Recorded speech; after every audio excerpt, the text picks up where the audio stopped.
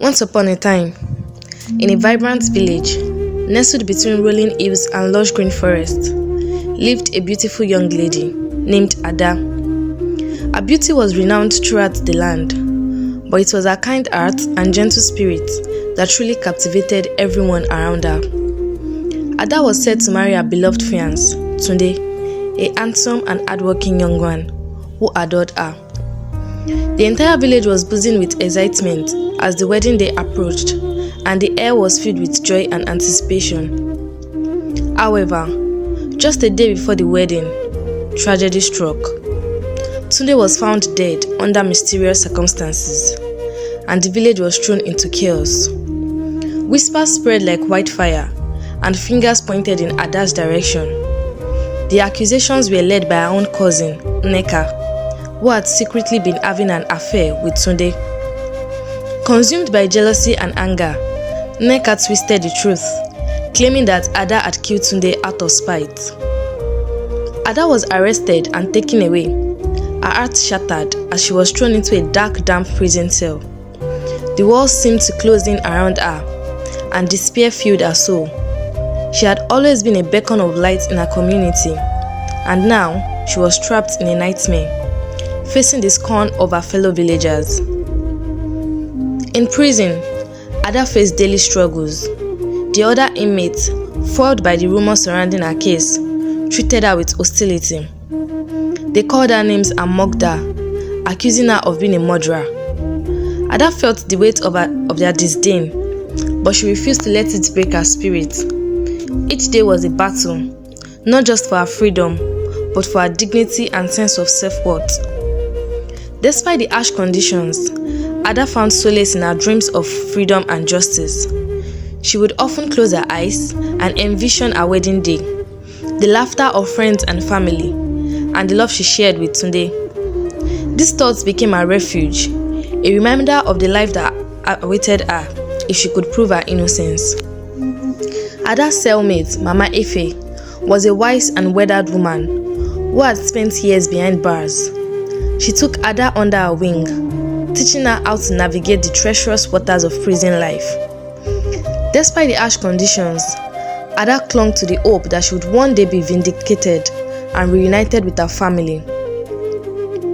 One day, a determined and compassionate lawyer named Mr. Okafor visited the prison. He had heard of Ada's plight and was moved by her story. He believed in her innocence and was willing to fight tirelessly to clear her name. Mr. Okafor was a man of integrity, known for his fierce dedication to justice. He listened intently as Ada recounted the events leading up to Tunde's death, and he could see the truth shining through her tears. With Mr. Okafor by her side, Ada felt a renewed sense of hope. They began to strategize for her defense, gathering evidence and witnesses who could speak to her character and the love she shared with Tunde. As they prepared for the trial, Ada discovered a strength within herself that she never knew existed. The day of the trial arrived, and the courtroom was packed with villagers eager to witness the unfolding drama. The atmosphere was charged with tension as Mr. Okafor presented Ada's case. He painted a vivid picture of the love between Ada and Tunde, contrasting it with Nneka's jealousy and deceit. As the trial progressed, twists and turns emerged. Witnesses who had seen Tunde with Nneka on the night of his death began to come forward, revealing the truths that had been hidden. Nneka's lies began to unravel, and the courtroom buzzed with shock as the evidence mounted against her. In a dramatic moment, Nneka took the stand, a facade of innocence crumbling under the weight of her guilt. The truth spilled out, and the villagers gasped as they realized the depth of her betrayal. Ada's heart raised as she listened to the testimonies, each word a step closer to her freedom. After days of intense deliberation, the jury returned with a verdict. The courtroom held its breath as the judge read the decision. Not guilty, he declared, and a wave of relief washed over Ada. Tears streamed down her face as she felt the shackles of injustice fall away. Once released, Ada faced the challenge of confronting her enemies, Nneka, now exposed, was filled with rage and jealousy. She tried to undermine Ada's newfound freedom, but Ada stood tall, refusing to let fear dictate her life. With Mr. Okafor's support, she began to rebuild her life, focusing on healing and forgiveness. Ada's journey was not just about reclaiming her innocence, it was about reclaiming her identity. She became a voice for those who had been wronged, advocating for justice in her community. Her story inspired others to stand up against false accusation and seek the truth. As time passed, Ada found love again, but this time it was different. She chose a partner who respected her strengths and supported her dreams. Together, they built a life filled with love, laughter, and purpose. The village, once divided by suspicion, began to heal. Ada's resilience and determination became a symbol of hope for all. She often shared her story, reminding others that even in the darkest time, the light of truth and love could shine through. Though Ada had faced unimaginable challenges, her spirit remained unbroken. The story of her wrongful accusation and eventful triumph became a legend in the village, passed down through generations. As she stood on the hill overlooking her village, Ada knew that her journey was far from over. There were still battles to fight, injustices to address, and life to touch. With her heart full of hope and her spirit unyielding, Ada was ready to embrace whatever came next, knowing that she would always rise above. And so, the tale of Ada continues, a reminder that even in the face of adversity, love and truth will always prevail. As Ada settled into her new life, the warmth of her village slowly returned. Yet, deep within her heart, a lingering unease remained. The echoes of her wrongful accusation and the betrayal by her cousin Nneka haunted her thoughts. Although she had found love again with a kind-hearted man named Emeka, she couldn't shake the feeling that the shadows of her past were not yet fully behind her. One evening, as Ada and Emeka strolled through the village market, they overheard a group of villagers whispering in hushed tones. Ada's heart raced as she caught snippets of their conversation. They were discussing the mysterious circumstances surrounding today's death, suggesting that perhaps it was not just a tragic accident, but a calculated murder. The rumors hinted at a darker conspiracy, one that involved not just Nneka, but others within the village. The next day, Ada received an unexpected visit from Mr. Okafor. He arrived looking troubled, his brow furrowed with concern. "Ada," he began, his voice low, "I've been doing some digging into Tunde's death, and I've come across some unsettling information. It seems that Nneka may not have acted alone." Ada's heart sank. "What do you mean? Who else could be involved?" Mr. Okafor leaned closer, lowering his voice even further. "There are whispers of a secret group in the village.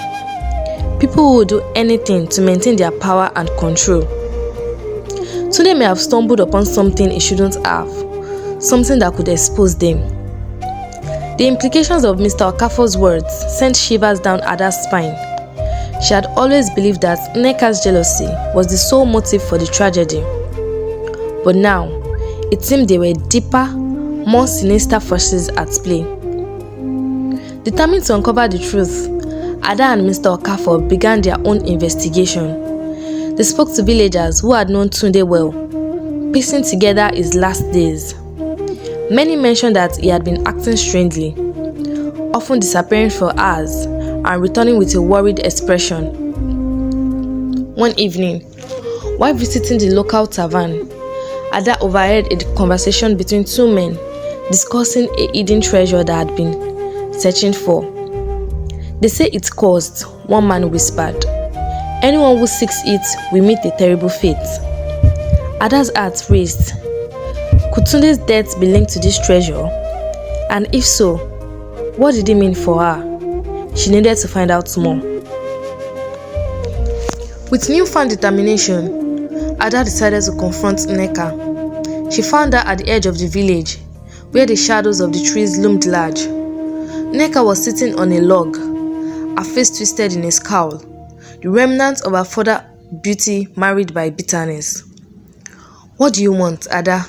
Nneka spat, her voice dripping with disdain. "I want the truth," Ada replied, her voice steady. "You accused me of killing Tunde, but I know you were with him. What really happened that night?" Nneka's eyes narrowed, and for a moment, Ada thought she saw fear flicker across her cousin's face. "You think you can intimidate me? You are nothing but a murderer, and everyone knows it." But Ada pressed on, refusing to back down. "You are lying, Nneka. I know there's more to this. If you are innocent, then help me find out what really happened. Who else was involved?" For a moment, the tension hung thick in the air. Then, Nneka's expression softened, and she looked away. "You have no idea what you are asking. There are things in this deep village that you can't understand. You think you want the truth, but sometimes it's better to leave things buried." That night, as Ada lay in bed, her mind racing with thoughts of Nneka's warning, a knock at her door startled her. She opened it to find a mysterious stranger standing in the moonlight. He was tall and cloaked in shadows, his face partially hidden beneath a wide-brimmed hat. "Are you Ada?" he asked, his voice low and gravely. "Yes," she replied cautiously. "Who are you?" "I have information about Tunde's death," he said, glancing around as if assuring no one was watching. "But it's dangerous. You need to listen carefully." Ada's heart pounded in her chest.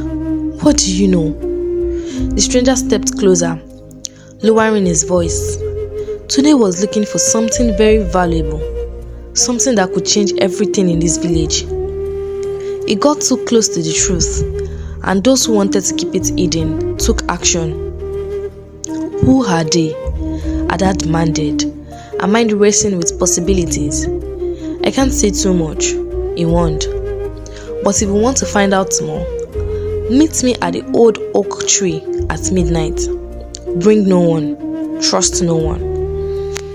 Before Ada could respond, the stranger melted back into the darkness, leaving her with more questions than answers.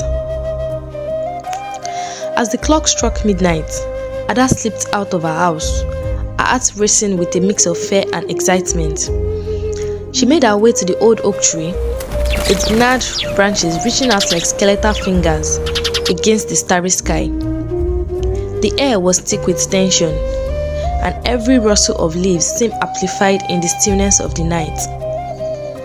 When she arrived, the stranger was already waiting, his figure silhouetted against the moonlight.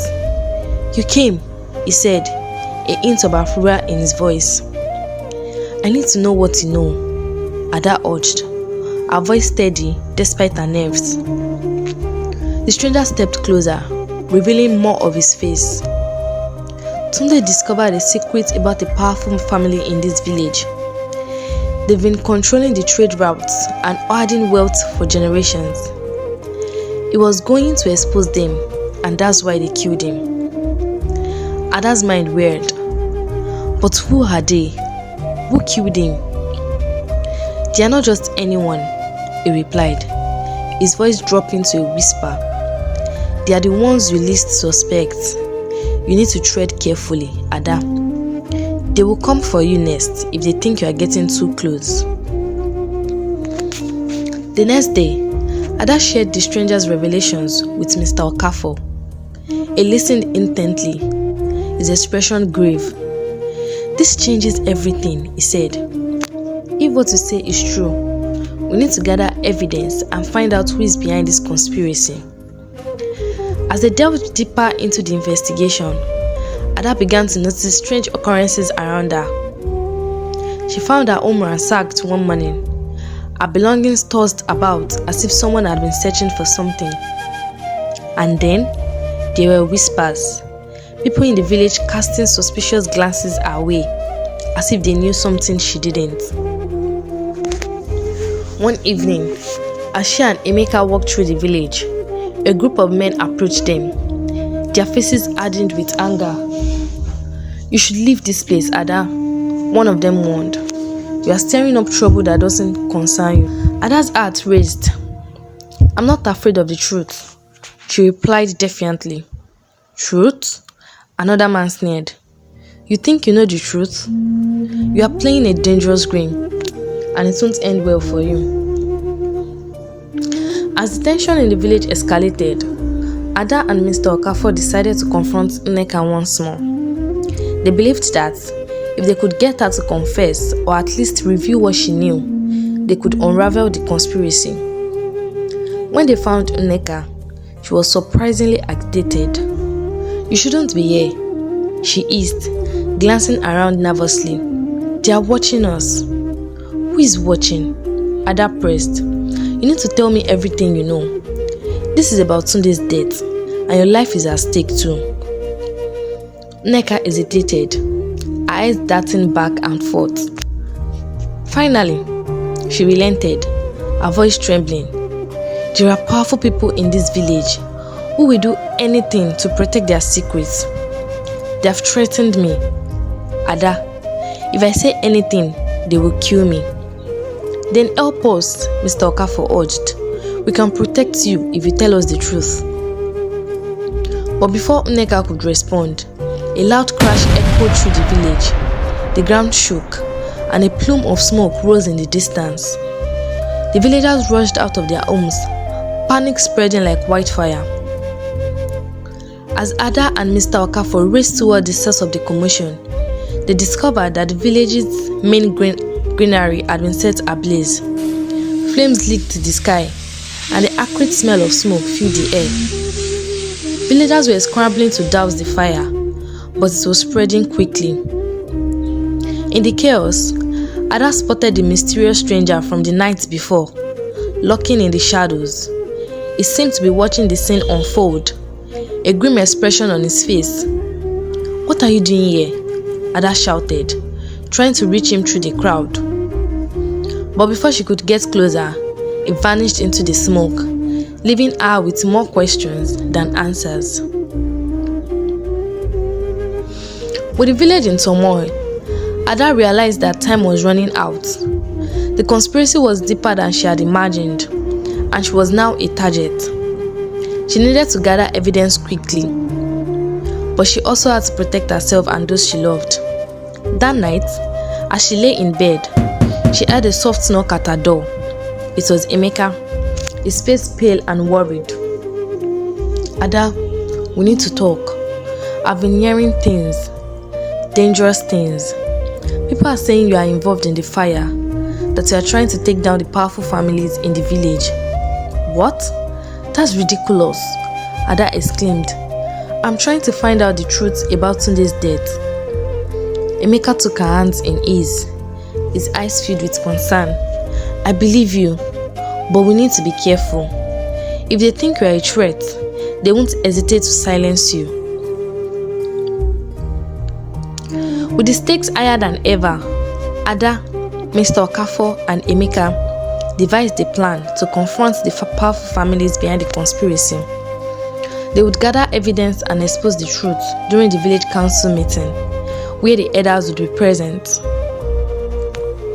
As the day of the meeting approached, Ada felt a mix of fear and determination.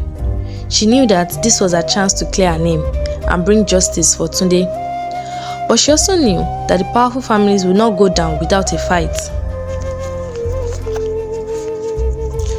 On the day of the council meeting, the atmosphere was tense. The elders sat in a semicircle, their expressions stern as they listened to the villagers' concerns. Ada stood before them, her heart pounding in her chest. "Honorable elders," she began, her voice steady, despite her nerves. "I stand before you today, not just as a wrongfully accused woman, but as someone seeking the truth about Tunde's death and the corruption that has plagued our village." As Ada spoke, she noticed a figure lurking at the back of the room. It was the stranger again, his eyes fixed on her with an intensity that sent chills down her spine. She pressed on, recounting the events leading up to Tunde's death, the whispers of a hidden treasure, and the powerful families who would do anything to protect their secrets. Just as she was about to review the evidence they had gathered, a loud crash echoed through the hall. The doors burst open, and a group of armed men stormed in, their faces masked and menacing. "You will not speak of things you do not understand," one of them shouted, brandishing a weapon. Panic erupted in the room as villagers scrambled for safety. Ada's heart raced as she realized that the confrontation she had feared had finally come to pass. She turned to Mr. Okafor and Emeka, her eyes wide with fear. "We have to get out of here." In the chaos, Ada, Mr. Okafor and Emeka dashed toward the back exit, but the armed men were quick on their heels. They burst through the door just in time, sprinting into the night. The sounds of shouting and chaos faded behind them as they ran through the village, adrenaline pumping through their veins. "Where do we go?" Emeka gasped, glancing back. "There's a path through the forest," Mr. Okafor suggested. "We can lose them there."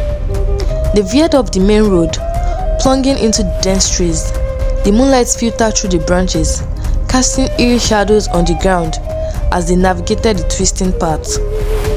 Ada's heart raced as they heard the shouts of their pursuers growing fainter, but she knew they weren't safe yet. After what felt like hours of running, they stumbled upon a small clearing. In the center stood an old abandoned hut, its walls covered in vines and moss. "We can hide in there," Ada said, pointing to the hut. They rushed inside, closing the door behind them. The interior was dark and musty, but it offered them a moment of respite. They huddled together, catching their breath and listening for any signs of their pursuers. "What do we do now?" Emeka asked, his voice shaking. "We need to figure out who is behind this," Ada replied, her determination renewed. "We can't let them silence us." Mr. Okafor nodded in agreement. "We need to gather more evidence, but we have to be careful. They will be looking for us."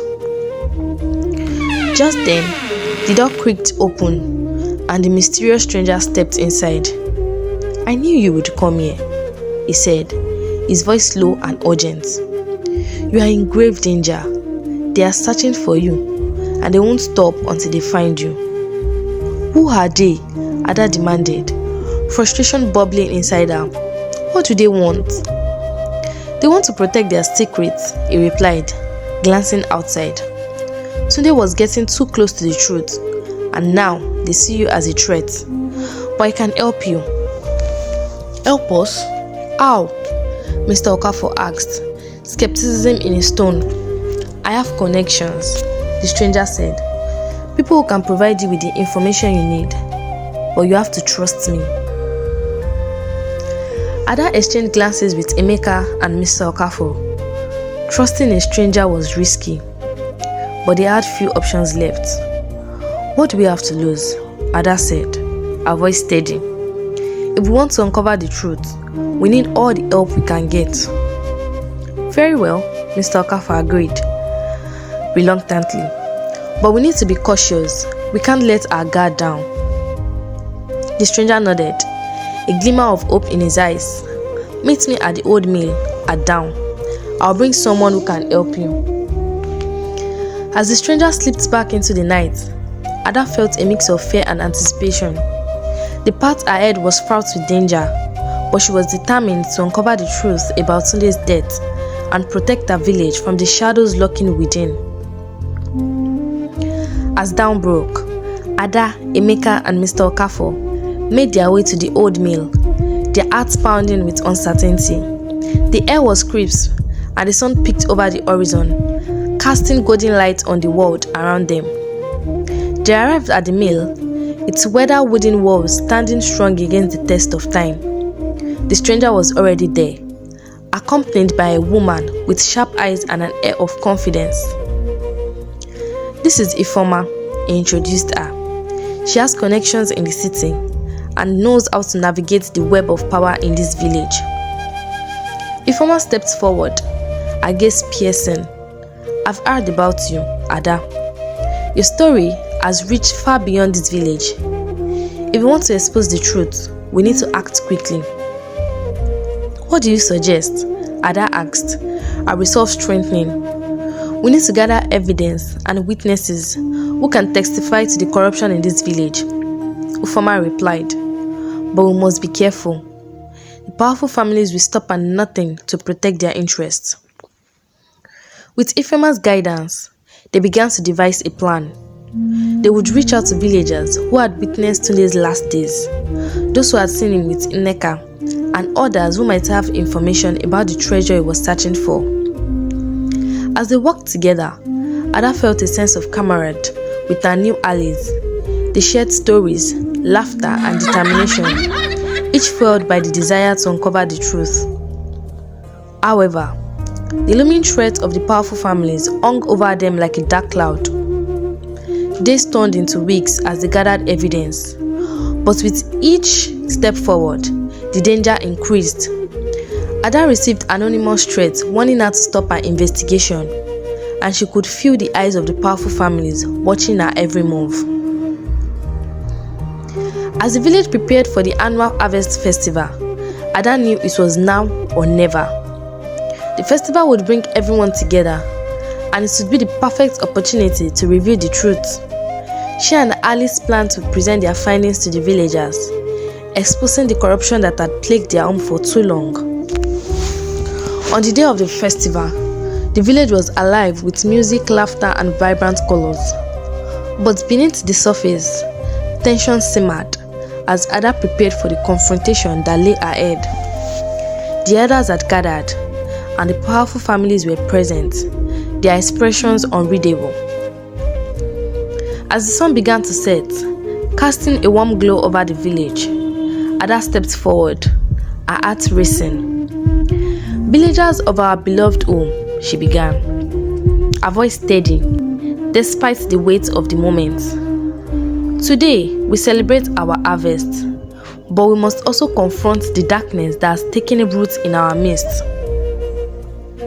With Mr. Okafo and Ifeoma by her side, Ada presented the evidence they had gathered, the testimonies, the hidden truths, and the connections to Tunde's death. The crowd listened in stunned silence, their faces a mix of shock and disbelief.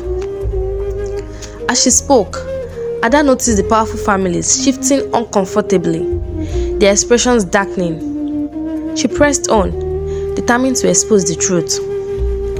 Tunde was not just a victim. He was a hero who sought to protect our village from those who would exploit it for their gain. Just as she was about to reveal the final piece of evidence, a loud crash interrupted her. The doors of the gathering hall burst open, and the masked men from before stormed in, their weapons drawn. "Enough!" one of them shouted, his voice booming. Panic erupted in the crowd as villagers scrambled for safety. Ada's heart raised as she realized they had been discovered. The masked men advanced, their weapons raised menacingly. "You have meddled in affairs that don't concern you for the last time," one of them growled. But before they could strike, a voice rang out from the crowd, "Stop!" It was Nneka, her face a mark of fear and determination. "If you harm them, you will have to answer to me." The masked man hesitated, her eyes narrowing. "You dare defy us?" one of them hissed. Nneka stepped forward, her hands trembling. "I know your secrets.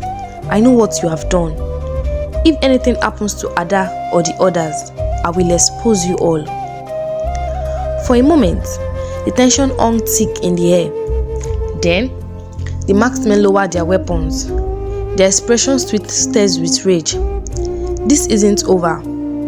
One of them spat before turning and disappearing into the night. In the aftermath of the confrontation, the village was left reeling. The truth had been revealed, and powerful families were exposed for their corruption and greed. Tunde's death had not been in vain, and Ada felt a sense of relief wash over her. Nneka approached her, her eyes filled with remorse. "I'm sorry, Ada," she whispered. "I was so blinded by jealousy that I couldn't see the truth. I never meant for any of this to happen." Ada embraced her cousin, tears streaming down her face. "I forgive you, Nneka. We all have our demons to face." With the help of Ifeoma and her connections, the powerful families were brought to justice and the village began to heal. The annual Harvest Festival took on a new meaning, a celebration of truth, justice, and the resilience of the human spirit. Moral lessons. The truth will always prevail. No matter how powerful the forces that try to keep it hidden, the truth will always find a way to come to light. Ada's determination to uncover the truth about Tunde's death and the corruption in her village ultimately led to justice being served. Forgiveness is a powerful healing tool. Despite the betrayal and pain she had suffered at the hands of her cousin, Nneka, Ada found the strength to forgive her. By letting go of her anger and resentment, she was able to move forward and heal, both for herself and for her community. Standing up for what's right is never easy, but it's always worth it.